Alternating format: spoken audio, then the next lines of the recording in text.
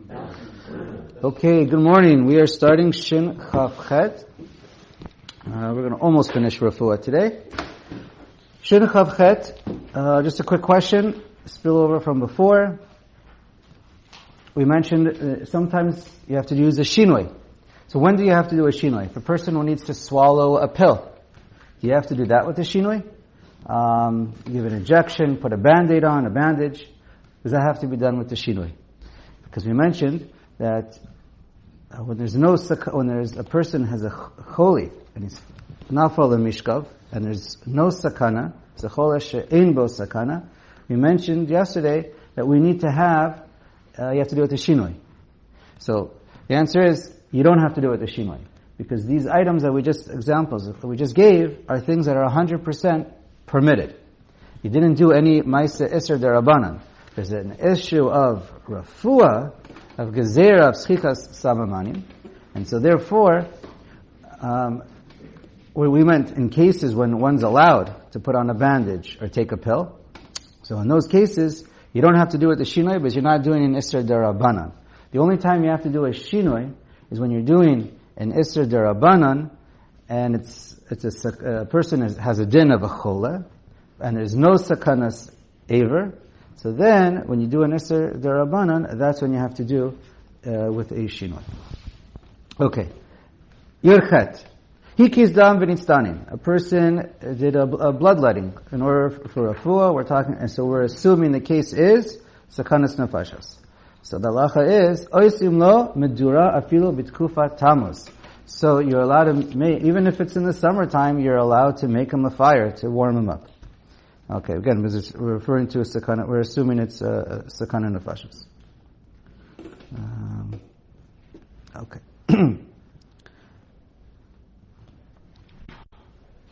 And also, any chola, we're saying, if it's very cold, also there's an issue of stam chola mesukanhu eitzel tzina. The person has a din of a chola and it's very cold.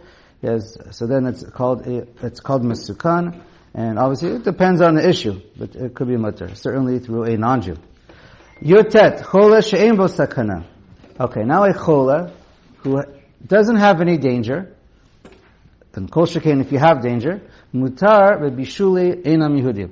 So a non-Jew is allowed to cook, it's bishul akum, he's allowed to do the whole thing, turn on the fire, do the entire cooking process, and the Jew's allowed to eat it. And you make a bracha on it. And we learned earlier, not to repeat the whole thing, but it's a machloket achronim, how to deal with it after Shabbos. Since it was mutter on Shabbos, is it mutter forever? And, or do we say, be'etzem, it's called bishul akum, and once Shabbos is over, a Jew is allowed to cook, so therefore you have to throw it away. Again, it's a machloket, stare in the Mishnah Berurah. Many are mekel, some are machmer. And also by Kalim, similar question, and pretty much everybody is matir by Kalim if there's hefsid mammon. Again, what's hefsid mammon is never-ending question. Chaf, ein notnin yain letoch ha'ayin. You're not allowed to put wine in your eye. We're not talking about where a person has, moderate or severe, certainly severe pain in the eye. Because we learned that the eyeball itself, if there's discharge, a lot of tearing, we call that a sakana, which is sheyesh bo sakana, tamaka sheyesh bo sakanas nefashos. And here we're talking about it's an irritated eye. So then you're not allowed to put wine on it, but you're allowed to put it on your eyebrow or on your forehead. Let it drip down. But you can't be blinking your eyes on purpose as it runs into your eye. And then it's mutar, as long as you're not opening and closing. Verok tafel, and the same thing, rok tafel, afilu agabav asur demucha milta delerfua avid. But to put saliva right over your eye or above your eye and let it drip in, that for sure is aser. So we're talking about basically it's a michush ba'alma, you're not a chole, and therefore you can't do refuah. Now, wine, people used to wash, not nowadays, so nowadays it's aser, but in those days they used to wash their face with wine. So therefore, it's not muchach that it was done for refuah. So in those days they can wash their face, they can put it on your forehead, and let it drip into your eye. You just can't do an action that tells everybody, oh, I'm doing it for refuah, because then it becomes muchach, and same thing by saliva, no one does that, so then it becomes muchach. So but it's for refuah. Because of dry eye, drops in your eye is also. Drops in your dry eye, so it depends on the case, depends how dry. I can't answer that question. I think it really depends on what the situation is. I do know, in some poskim, I do know our mekel, because at the end of the day, it's your eye, and things can lead to things, and schikas samamanim, some rabbanim are a little bit on the mekel side, because with the liquid, there's no chance it's going to come to grinding. So I would say ask your Rav on that one. Okay. Kaf Aleph. Shore Adam Kilorin be'erev Shabbos v'notin al gabe ha'ayin b'Shabbos she'enu nira ela kirochetz. So kilorin is some kind of a medicinal paste that as a paste, everyone knew that this paste is only for refuah. So you have to so just for a person with just a little michush, it's got a little nothing, so then you're not allowed to you can't put it right onto your eye. However, what you could do, she'enu nira ela kirochetz, right? So what you do is on erev Shabbos, you dilute it into water, so that so you had to do this erev Shabbos, and now it's diluted into water. So it's real medicine. Again, this comes back to your eye drops. So it looks like real medicine. So it is real medicine for you. But it doesn't look like medicine. It just looks like water. So nobody knows that it's medicine. People just think it's water. V'hu lo amitz upatach. And again, you're not playing with your eyes, blinking it in, because then it shows that you're doing it for your eyes. So it looks like you're splashing your face. It looks like you're splashing your face, exactly. Or your eyes, which people could do also. V'lo chayshinan mishum shechikat samamanim. And we're not worried about shechikat samamanim, of grinding your herbs or spices. The kevan shelo itiru lo lishrotan ela me'erev Shabbos ika hakera. So this is an interesting case. Normally if something is 100% like washing yourself with water, everyone does it, don't worry about it.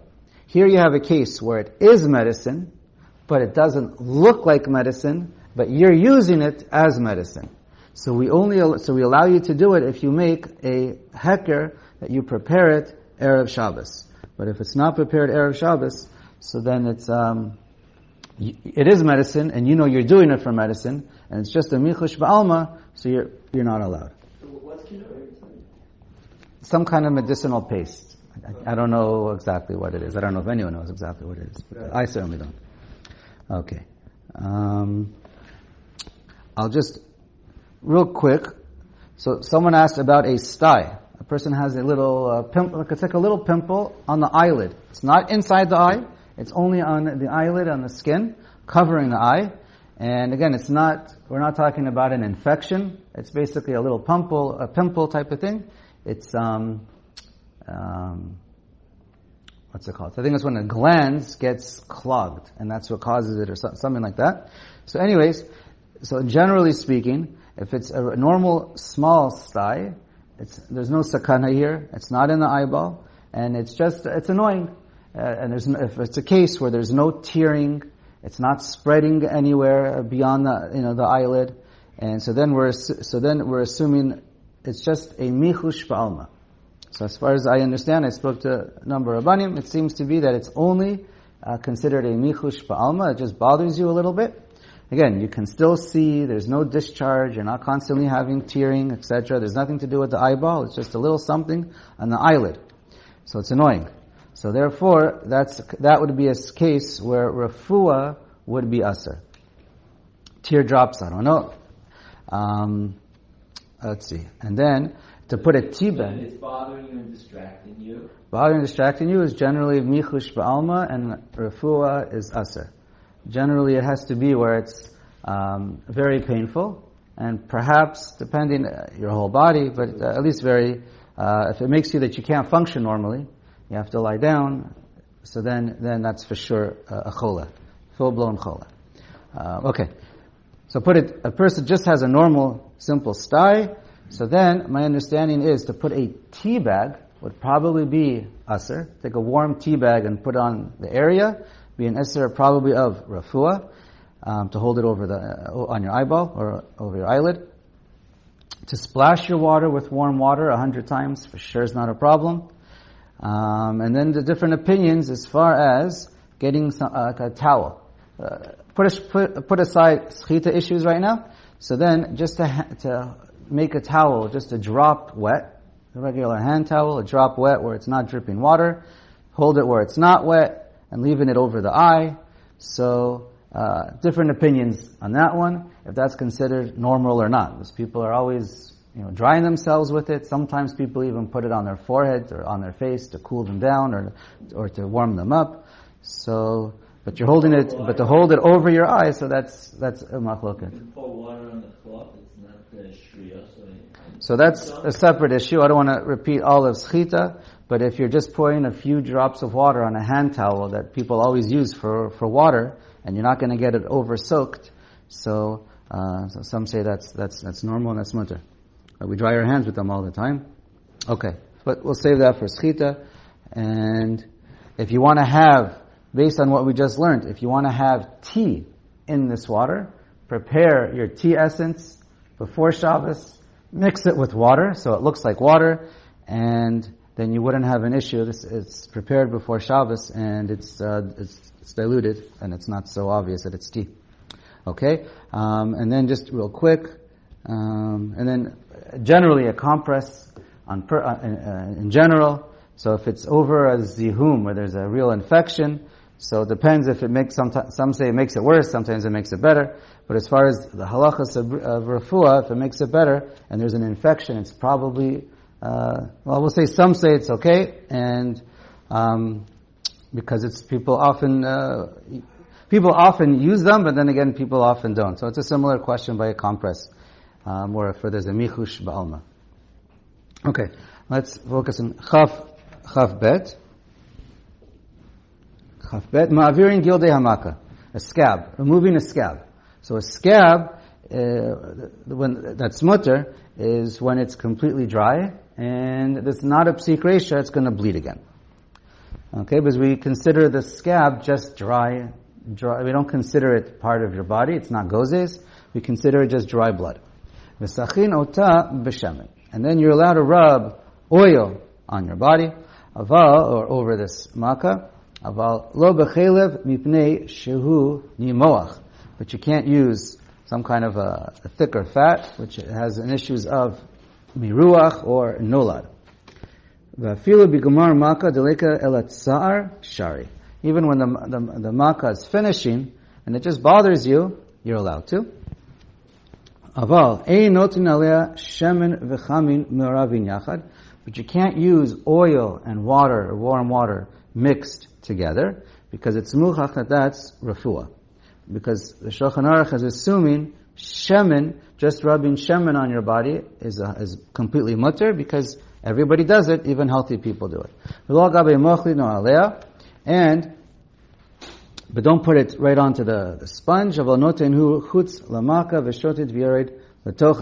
But let it run into it so that you don't have issues of schita. Okay, nowadays, just to point out, by shemen, so most say nowadays shemen is asr because to put shemen on your body, because nobody puts shemen on their body nowadays. Now again, there are some sunscreens that are like shemen, sometimes massages, but in generally speaking, if you're just going to put it on your house, so most say it's asr. It's not what normal people do. They would use moisturizing cream, but it also depends on one. Sometimes people have certain skin diseases, and there are certain oils that work better, and some are matir for them, especially because it could be a serious tsa'ar for them. They can bleed and they can have excruciating pain. So I would just ask your Rav as far as using oils. You said that your Makah is scabs, but it should mem, sif bet. says you're not allowed to take off the yabelet. Right, so yabelet is not a scab. A yabelet is like a wart. We're going to get to that later. Okay. Completely separate. A scab is mutter to take off. Kaf Gimel. Notenin svag v'chatichot begadim yeveshim v'chadashim. The next couple seifim are just telling you you're allowed to put a dry bandage to cover a makkah.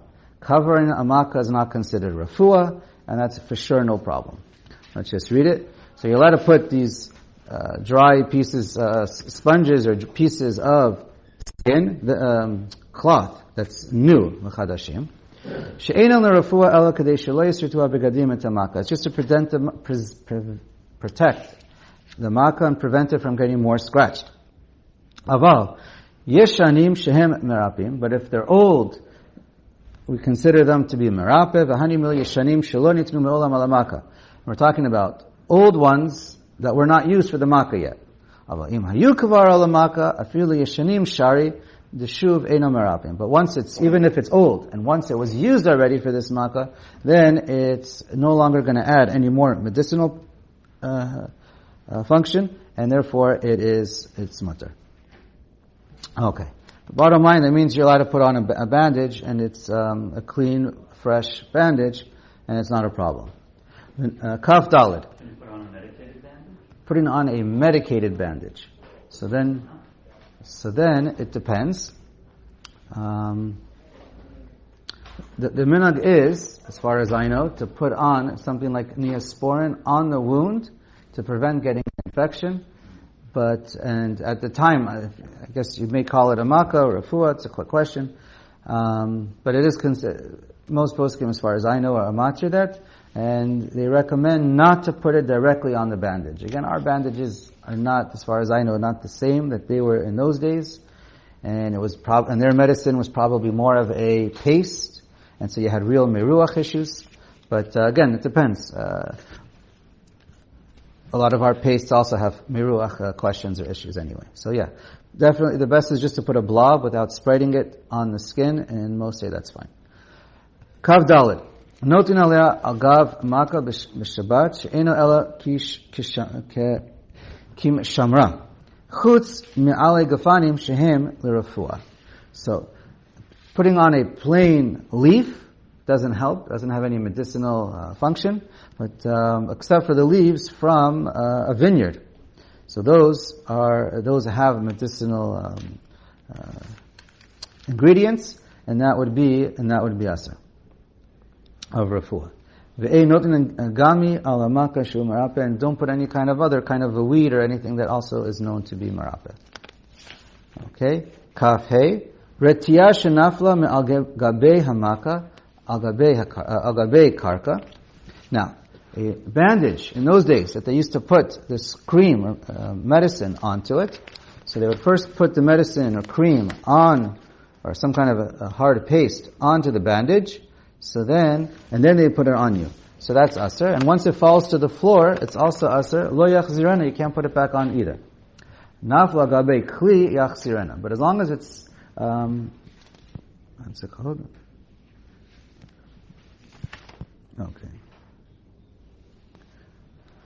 Okay, but as long as it's still on gabe clean, didn't fall all the way down, so then it's mutter to put it back.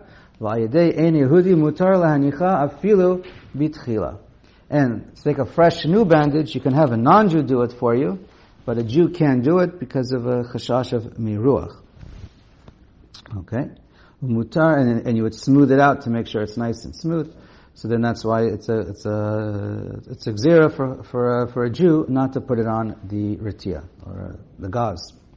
Haga, umutar lomar le'en Yehudi la'asut ritia al makah o chabura. You're allowed to ask a non-Jew to prepare it and put it on. But you can't put on this eframakle, blanking on ash, thank you. Only a non-Jew can do it, because we consider that to be a real refuah, or you're doing it for refuah purposes, and so therefore it's asa. Kavav. You can lift it up on one side and clean the makkah, not the bandage, because again we're afraid of miruach, but you can complete your skin, clean your skin off, So that you can do, and you can put it back on. V'chozer megala k'tzata shniya u'mekancha. And you can do the other side as well. Or tia atzma lo yikaneach mipnei shehu memareach. But not itself. Not the actual bandage. Okay. Kav zayin. Maka shnitrapa. Now, a maka that got better. Notin alei tia she'ena ela kimshamra. So then, if you have a maka that got better, then you're allowed to put on it a clean bandage, because the whole purpose is just to protect it. Okay? Kaf chet. Hamefis shechin. If a person has like a pimple or a little a boil, and basically and you got like little pus you want to squeeze out. So then, kedela, what's that? Hamefis shechin b'shabbat kedela harchiv piyamaka. In order to make an opening and to try and make a permanent opening for it to continue to stay open, kederech sharofim osim, like the way doctors do, shehem mitkavnim b'refuah l'archiv pi hamaka. They try and make a permanent opening so it can continue to drain. Hariz chayav bishul maka b'patish, shezohi melechet harofe. So this is the malacha that a rofe does. And it's chayav mishum maka b'patish. V'im hefisa kedei lahotzi mena halecha shaba. But if your only purpose is not to make a permanent hole in the skin, your purpose is just to pop it and allow the pus, the separation, to come out, hareza mutar, not a problem. That's mutar. You're allowed to squeeze out pus, but not blood. So you can squeeze out as much as you want, until you get to the point where, if you keep on squeezing, you know there's a psik ratio, blood's going to come out. So then that would be a problem. So the same act, if it's done in a medical way for drainage, is asur min Torah, and otherwise it's mutar l'chachil. Yeah, well, it depends. You don't pop it in a way that you're making a permanent hole. What you're doing is your kavana is not to make a permanent hole, right? It's just to let it pop or make a little prick where it's gonna, there's no real hole per se. It's almost like an incision type of thing where there's a break in the skin, and that's not your purpose exactly. So then that's okay. Also, Mishnah Berurah points out, if you have a splinter, you can take a needle to remove a splinter. Again, there's no muksa issues, but since you're doing it for a mutter purpose, so then you're allowed to take out a splinter just to make sure you're not going to bleed. If you know what you're doing is going to be a psik ratio of bleeding, so then that's the problem. So it seems that most boils don't usually have blood. So, okay, I don't know about most, but I think most, so someone just read most don't. Most don't, so I think we're dealing specifically with draining the pus. Right, of course. So you never have to worry about the blood, right, as far as I know, until you get to a point where you see that if you're going to keep squeezing, and then you know it's a psik ratio. Because often at the end, if you keep on going at it, blood will come. Okay. Kaftat. Mi shenigfo yado arakvo. A person got injured, maybe a little cut. So then, tzomto b'yayin kedei lamin adam. You're allowed to just let wine go there in order to stop the bleeding. Aval lo bechomet shehu chazak v'yesh bo mishum refuah. But you can't use vinegar because it's refuah. And nowadays, I think blood, yayin is also asur midin refuah, because nowadays people don't use wine for just to wash their face. But and the Mishnah Berurah points out, so not only vinegar but also whiskey. Anyways, so all these things, yesh bo mishum refuah. So the only thing that's really mutter now is something like water. V'imhu me'unag, or whatever is normal to put on your skin for healthy people. V'imhu me'unag af hayayin lo kilmoa chometz ve'asa. And if your skin is soft, and even the wine is helpful, so that also has a din of refuah, and therefore it's aser. Why is neosporin allowed? Why is neosporin allowed? Good question. So I think people do it because of infection, and you're preventing. Our understanding of medicine is different. Yes, the average person, while they're putting it on, does it make it better? An average person has no idea what neosporin is, though. Lamed. Mi shenishmata perek yado araglo mimakomo. A person who has. Okay, so I heard. So Rav Kornfeld says if it's dislocated, it's mutter. So what are we talking about? Now, I don't want to use the word stira, but if you look at the one we just read, this Seif, and you look later on, maybe Mem or right around there, you can look up exactly which one. Anyways, later on, Mem Zayin maybe. Okay, so there, in one case it seems to be that it's a problem, in one it's mutter. So here it reads, so here if your bone moved, we'll say like this, it moved a little bit out of place, so then don't rub on it with cold, because that's the refuah. But you are allowed to wash like normal, because everybody washes. And if it gets better, it gets better. There we'll see in Zayin that if it's dislocated, you're allowed to put it back in its place. So again, exactly how do we understand the two? It's Arachin a little bit, but in general, if you consider it dislocated and out of place, you can just pop it right back in. That's not a problem. Okay. Apparently, it made it get better, or help with the inflammation. So if you're doing something that looks like refuah, you're not allowed to. If it's just a little michush, but if it's done that's in a normal fashion that healthy people do it, then it's okay. Here, I want to just go over the next couple of cases real quick. Lamed Aleph, Siporin Shapirsha. Person has a piece of nail that's hanging. Well, Siporin is the nail. But these little tzitzin, little skin tags, those are hangnails. So those little pieces of skin that's hanging around Shapir Shumia Or, they're mostly removed from the Or. It has to basically, the poskim say rove, certainly by the nail.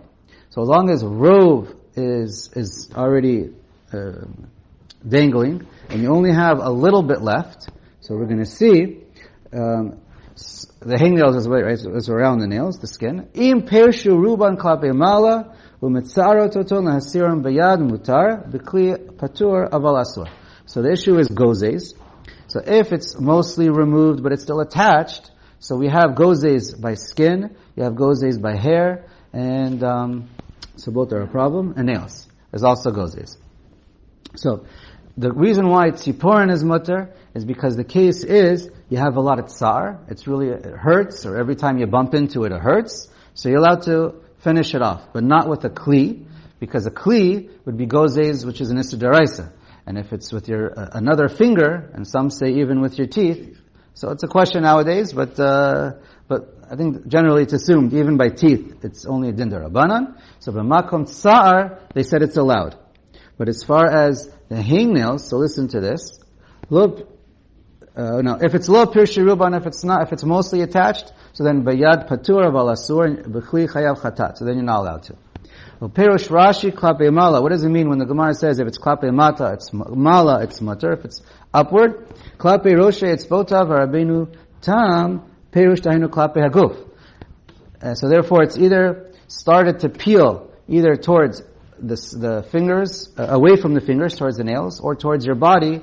Either it goes towards away from your fingers or towards your body. Those are the two options. Machlokas Rashi Rabbeinu Tam, and to the Shulchan Aruch Paskan Zachumra v'Tzarich Lachush Lishnei HaPerushim, and we have to be machmer for both perushim that both are aser. So Lamaisa, it's in Mishnah Berurah, Orach Chaim, Aruch HaShulchan, pretty much everywhere I've seen that hangnails are always aser on Shabbos, even if it hurts. I have heard others say it's mutter, but other Rabbanim, everyone seems to say that it's aser. I don't know, open to your homework. But you can just put a bandage over it, and usually it won't hurt anymore. Usually these hangnails, they only hurt if it keeps getting touched. And again, obviously we're not talking about excruciating pain, we're talking about just minor. And then, Lamed Beis, Achoshesh B'shinav, fingernails you could take off, if it's mostly off, yeah. Hakoshesh b'shinav, you have a small toothache, lo yigama behem chometz v'yiflot, aval megama b'liya o metalabo kedarko, and that you can gargle, you cannot gargle, because that looks like it's refuah, but you could just drink it. Hakoshesh b'grono, same thing, with your throat, lo yereno b'shemen, don't hold shemen in your mouth, in your throat, aval b'leyahu shemen v'mitrape nitrape, and if you get better, that's fine, because you're just doing what's normal. You're just drinking, and then that's okay. All right, we'll stop.